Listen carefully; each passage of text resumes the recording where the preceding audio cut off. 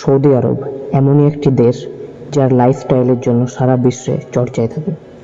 আর এই দেশ এখন একটি হাইটেক মডার্ন সিটি বানাতে চলেছে, যা 2030-এর মধ্যে সম্পূর্ণ হয়ে যাবে।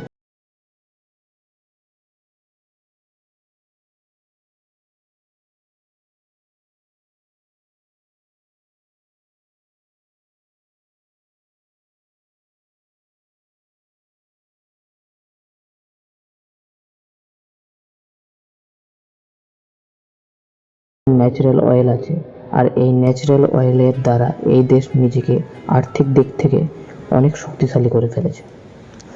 কিন্তু বৈজ্ঞানিকদের মতে 2052 সালের মধ্যে পৃথিবী থেকে ন্যাচারাল অয়েল প্রায় শেষ হয়ে যাবে। সৌদি আরবের প্রিন্স মোহাম্মদ বিন সালমান এটি ভালোভাবে বুঝে গেছেন যে দেশের আর্থিক ক্ষমতাকে এইভাবে ধরে রাখতে গেলে ন্যাচারাল অয়েলের ওপর নির্ভরতা কমাতে হবে। তাই সৌদি আরবের প্রিন্স ঠিক করেন যে পর্যটনের দিক থেকে দেশকে উন্নত করবে। তাই তারা ঠিক করেন যে একটি হাইটেক মডার্ন সিটি তৈরি করবে, যার নাম নিয়ম দ্য লাইন সিটি, যেখানে দেখা গেছে অনেক শহর মিডিল থেকে শুরু হয়ে আস্তে আস্তে চারিদিকে ছড়িয়ে পড়ে। কিন্তু এই শহরটি দেশের এক প্রান্ত থেকে শুরু হয়ে 170 কিলোমিটার লম্বা একটি শহরে পরিণত হবে। এই শহরটি সৌদি আরবের তাবুক প্রদেশে তৈরি হচ্ছে, যার একদিকে লোহিত সাগর ও অন্যদিকে আকুবা উপসাগর।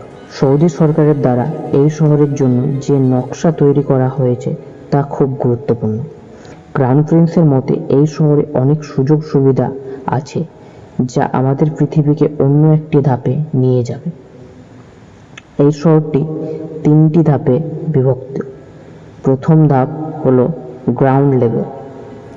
এই ধাপে কোনো রকমের গাড়ি চলাচল করবে না বা কোনো রোডস থাকবে না। এই ধাপটি পুরোপুরি প্রাকৃতিক দৃশ্য ও গাছপালায় পরিপূর্ণ থাকবে। দ্বিতীয় ধাপ, যার নাম হলো সার্ভিস লেভেল। এই ধাপে বিভিন্ন দোকান, শপিং মল, অফিস আর রোডস থাকবে, যার মাধ্যমে বিভিন্ন যানবাহন চলাচল করবে। তৃতীয় ধাপ, যার নাম হলো স্পাইন লেভেল।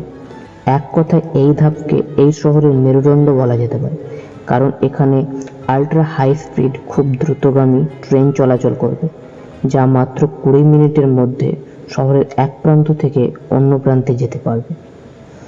এই শহরটি পৃথিবীর বাকি শহরের থেকে অনেক আলাদা হবে, কারণ এই শহরে যানবাহন থেকে শুরু করে ঘরবাড়ি, অফিস সবকিছু প্রাকৃতিক শক্তির মাধ্যমে চলবে। এই শহরটি যেখানে লোহিত সাগরের পাশ দিয়ে গেছে, অন্যদিকে এর বেশিরভাগ অংশ 4500 ফুট উঁচু পাহাড়ের মধ্য দিয়ে যাবে। আর সৌদি সরকার এই ভাগটির নাম দিয়েছে ট্রজেনা। এই শহরের নির্মাণের সময় কোনো রকম পাহাড়ের ক্ষতি না করে সম্পূর্ণ সৌন্দর্যকে বজায় রেখে কাজ চলবে। এই শহরের ভৌগোলিক অবস্থান এমনভাবে রাখা হয়েছে যে পৃথিবীর 45% মানুষ মাত্র 4 ঘন্টায় এখানে আসতে পারবে। আর এই রকম একটি শহর তৈরি করতে খরচও অনেক হবে। তাই সৌদি সরকার $500 বিলিয়ন নির্ধারিত করে, যা আমাদের টাকায় প্রায়। সর্বপ্রথম এখানে 1000 একর জায়গা জুড়ে রাজকীয় প্রাসাদ তৈরি হচ্ছে। এই পুরো এলাকার নাম দেওয়া হয়েছে নিয়ম প্যালেস। এই শহরের জন্য একটি এয়ারপোর্টও তৈরি করা হয়েছে, যা 2019 সাল থেকে চালু হয়ে গেছে। এখন আমরা আলোচনা করব ইলেকট্রিসিটির ওপর। এইরকম একটি শহর চালাতে হলে অনেক পরিমাণ ইলেকট্রিসিটিরও প্রয়োজন পড়বে, যা পুরোপুরি প্রাকৃতিক শক্তি থেকে তৈরি করা হবে।